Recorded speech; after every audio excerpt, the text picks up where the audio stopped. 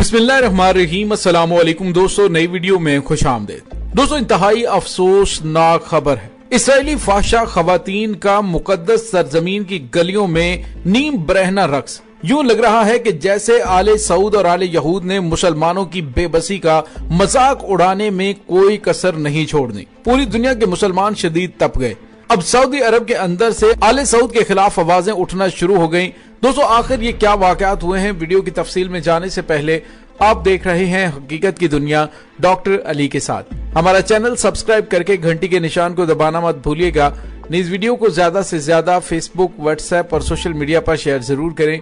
Share और like करने के साथ साथ कमेंट बॉक्स में पाक फौज जिंदाबाद, पाकिस्तान पाइंदाबाद और पाकिस्तान के गुमनाम हीरोज को सलाम का नारा कमेंट जरूर कीजिएगा। दोस्तों, यूं लग रहा है कि जैसे आले यहूद ने बाकायदा तौर पर मुकद्दस सरजमीन में दाखिल होकर रवायात को बरकरार रखते हुए इस मुकद्दस सरजमीन की तौहीन के गीत गाना शुरू कर दिए हैं। और उस सरजमीन जहां से नबी पाक सल्लल्लाहु अलैहि वसल्लम ने यहूदियों को निकाल बाहर किया था, अब वो दोबारा उसी सरजमीन पर दंदनाते हुए दाखिल होकर न सिर्फ इस्लाम की तौहीन कर रहे हैं, बल्कि पूरी दुनिया के 57 इस्लामी ममालिक का मुंह चढ़ा रहे हैं कि देखो, तुम्हारे नबी ने जहां से हमें निकाला था, आज हम पूरी आबोताब और प्रोटोकॉल के साथ वहां पे दाखिल हो चुके हैं।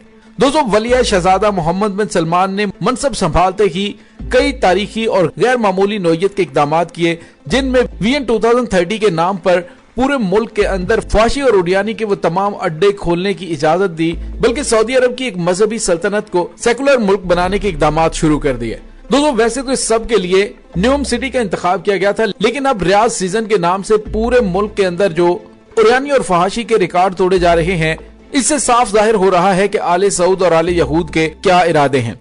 दोस्तों, सऊदी अरब की सूबा जेजान जो कि यमन की सरहद के करीब है, वहां पर नीम ओरियन लिबास में ब्राजील का रवायती रक्स सांबा, उसकी वीडियो वायरल हो गई है।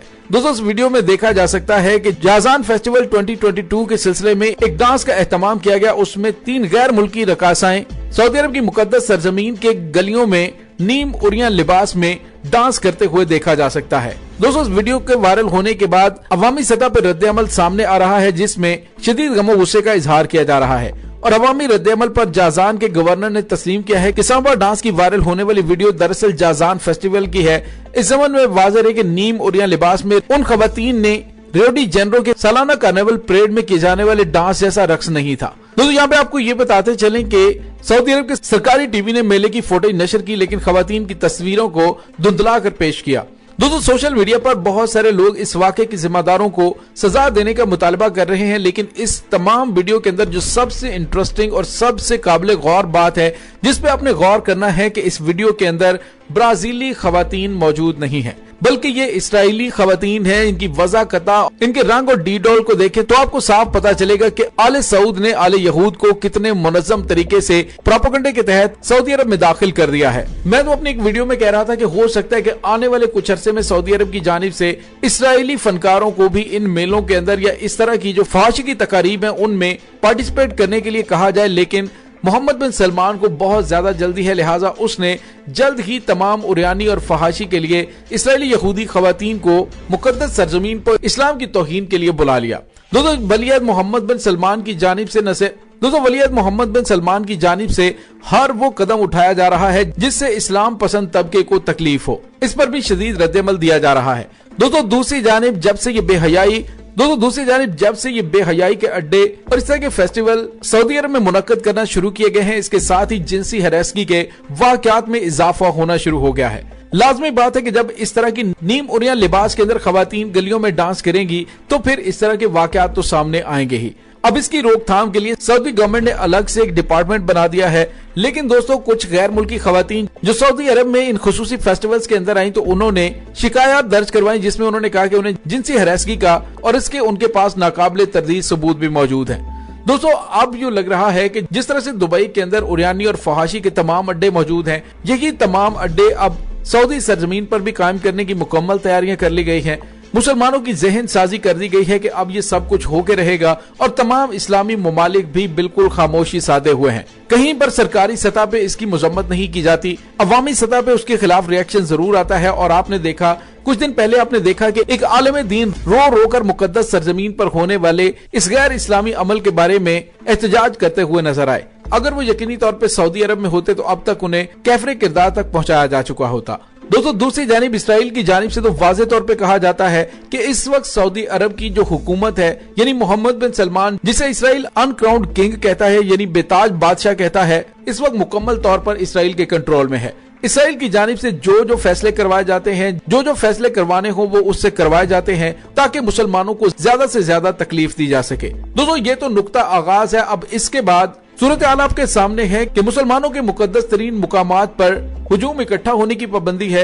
एक उम्रे के बाद आप 10 दिन तक उम्रा नहीं कर सकते। हज के लिए इतने सख्त कवानीन बना दिए हैं कि मुसलमान हज के लिए वहां पे आने से गुरेज करना शुरू हो जाएं। तो आप अंदाजा लगाइए कि वहां पे कोरोना का खतरा है, लेकिन जो अवामी सतह पे उरियानी और फहाशी के लिए बड़े बड़े इज्तिमात किए जा रहे हैं, यहाँ पे 70-80 हजार बंदा इकट्ठा होता है, वहां पे कोरोना का कोई खतरा नहीं। लेकिन अल्लाह के घर और रसूलुल्लाह सल्लल्लाहु अलैहि वसल्लम के रोजे पर हाजिरी के हवाले से उनको खतरात हैं। असल में खतरात लोगों को नहीं बल्कि आले सऊद को हैं कि अगर मुसलमानों के बड़े बड़े इज्तिमा इकट्ठे होने शुरू हो गए और जो उनकी हरकतें इस वक्त है और जो उनकी जानिब से अब इक़दामात किए जा रहे हैं उसके खिलाफ मुसलमान इकट्ठे हो गए तो हालात को काबू करना उनके बस में नहीं रहेगा।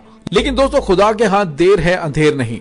मुकद्दस सरजमीन पर अयाश अरब हुक्मरान अल्लाह की पकड़ में आने वाले हैं और इंशाल्लाह वो वक्त दूर नहीं है, ये सब कुछ होता आपको अपनी आंखों के सामने दिखाई देगा। दोस्तों, यूरोप या फिर काफिरों को मुसलमानों के अकीदे से किसी किस्म का कोई प्रॉब्लम नहीं है अगर लफ्ज़े जिहाद को निकाल दिया जाए। आप नमाजें पढ़ें, रोजे रखें, उनको इस चीज से कोई गर्ज नहीं है। हाँ, अलबत्ता मुसलमानों के अंदर जज्बा जिहाद बेदार नहीं होना चाहिए। इसके लिए उन्होंने कई सदियां कोशिशें की और मुसलमानों को ऐसी खुराफात में मुब्तला कर दिया कि उनका जज्बा जिहाद मांद पड़ गया। जिनके अंदर जज्बा जिहाद मौजूद था उन्होंने 20 साल की तगोदो के बाद अमेरिका को अफगानिस्तान से निकलने पर मजबूर कर दिया। और दोस्तों, अब अगर ये तमाम ममालिक जज्बा जिहाद से भी लैस हो जाएं, जदीद तरीन टेक्नोलॉजी भी इनके पास हो, एटम बॉम्ब भी इनके पास हो, तो फिर मगरबी ममालिक की हुक्मरानी के ख्वाब चकनाचूर हो जाएंगे। और वैसे भी अब दुनिया बहुत तेजी से तब्दील हो रही है।